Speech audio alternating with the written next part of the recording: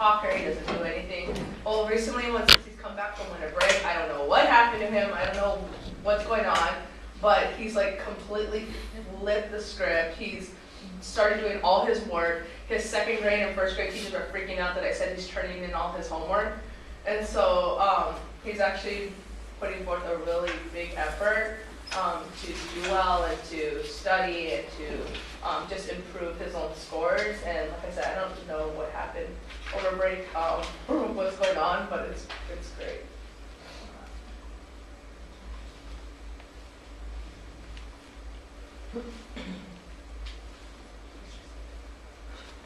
Any other shout-outs? Yes. I want to shout out Janicia because she really supported me the last couple of weeks, and since my class has been split up, kind of always there to let me vent, and yeah, it's been really helpful. So thank you. I like to shout out to the fact that I'm almost done testing. Thank God. For any of you early childhood people out there, you know that testing is especially annoying because we have to pull our kids to the side individually while still keeping all the kids in the room and doing something. And it's quite annoying, especially when you give like 3 different benchmark tests. So I'm just happy that it's almost over. Candace, what's it shown you so far about your kids? What is Like, it showing I'd me? love to hear like the successes. Like, although I know that's a lot. Of work. You mean like progress on the test or just like the process of doing it? Progress on the test. Actually, well, this is actually kind of interesting, kind of sad, but my principal never gave me the benchmark A to give at the beginning of the school year. So for like the math, because there's wireless generation, which is like on the computer, right? But then there's like the paper benchmark. They also have a reading paper benchmark and math. So the paper benchmarks I never got at the beginning of the school year because my principal somehow did not give them to me. So I don't have that, which is unfortunate. I don't have that, like actual data to compare.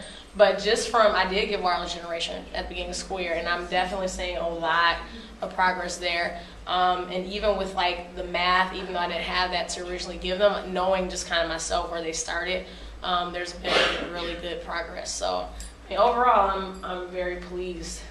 I'm excited, like seeing them starting to read more and stuff like that is great. Yeah, and from that transition and just you spending more time with just like those buckle students, you've definitely seen the growth. Yeah. Which is really awesome. Yeah. Albeit you might feel it's annoying, but you worked really hard to get all of that information in, which is really good. Any other shout outs? We'll take one more. I'll shout out some of our kids who are starting to write better. It sounds silly, but since the beginning of the year, like they're taking a little bit more ownership and that they're really trying to make complete sentences and putting more effort into what they're doing when they're writing about their work experiences.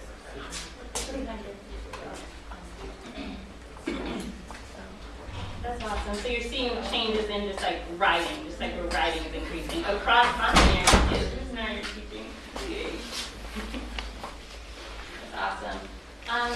Thanks for shouting out under the students. Melissa, you come up.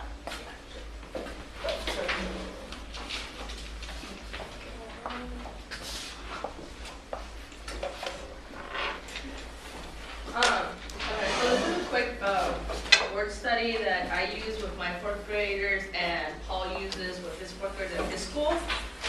What it is we call it affix minute.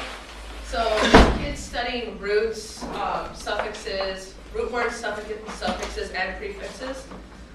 We started doing this because we saw a lot that our kids, like, they're decoding and using context clues. It takes a lot of time, and some of them is just really difficult. And we thought this would be a way to help them just by being able to see the word and be able to decode the parts of the word and help them find the definition of the word easier that way.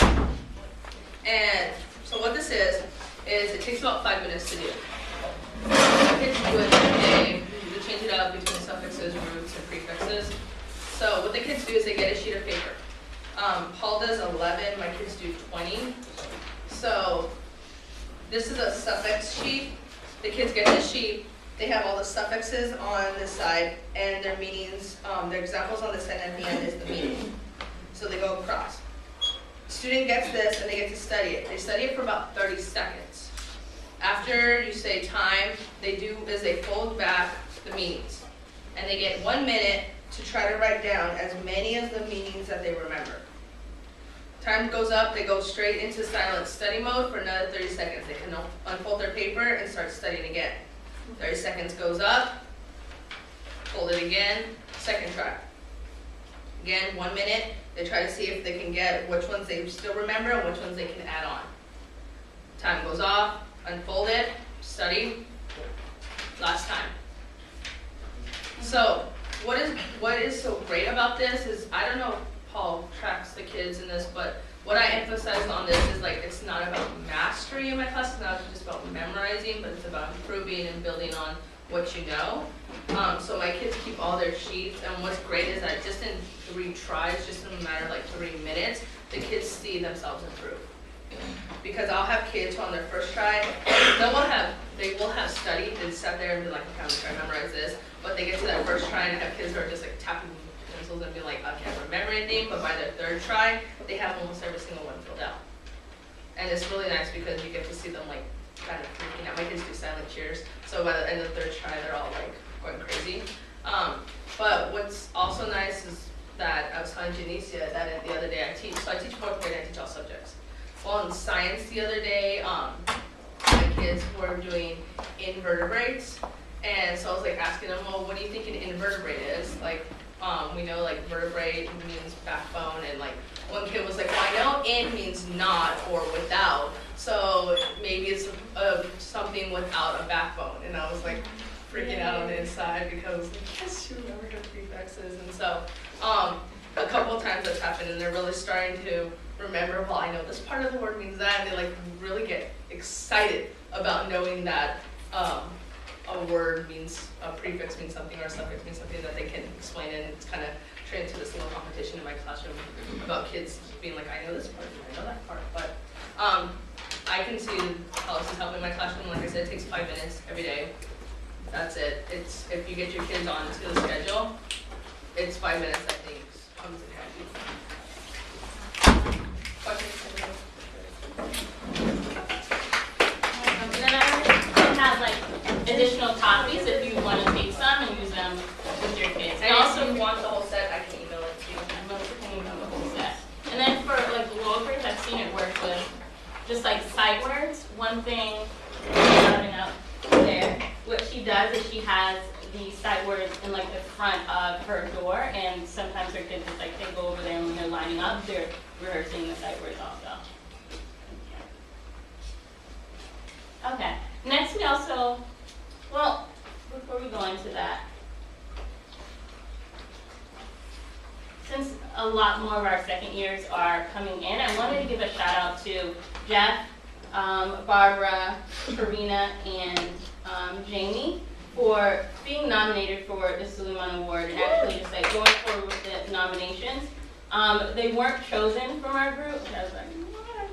But they were nominated, and they opened up their classrooms and just like shared their stories of their kids, which is like really, really exciting. And then I'll talk with each of you like individually if you find it's okay if I could share your videos with just like folks in our cohort. But I'm just like really, really excited that you put yourself out there and share the story of your kids. It's really, really great. Thank you. So I want us to talk about just like our priorities for Q3. Could I have a volunteer to read like the first main priority? Clear understanding of where each student is in relation to progress to goals. Can you read that part? Mm-hmm. Includes updating data by every 6 weeks to improve freshness of data, having consistent data talks before and after observations via a comprehensive reflection guide and or one-on-one convo. Can I read the second priority? Engagement and rigorous content. We see more examples of and know what we are driving towards in regards to student work produced. Includes reflection on where they are in relation to peers in content area. Team SOBA will analyze and share student work and video examples in classrooms to check rigor for peer feedback and understanding of best practices.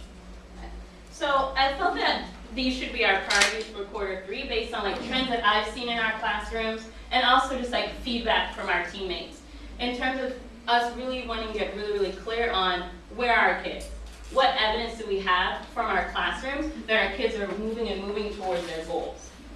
And then in terms of just like engaging in rigorous content, like rigor, I feel just like our theme in terms of just like us getting really, really clear on what does it look like to have a rigorous classroom? What does it look like for our students to understand like the letter sounds? What does it look like for our students to actually have a stronger grasp of the language if they're in an ESOL classroom?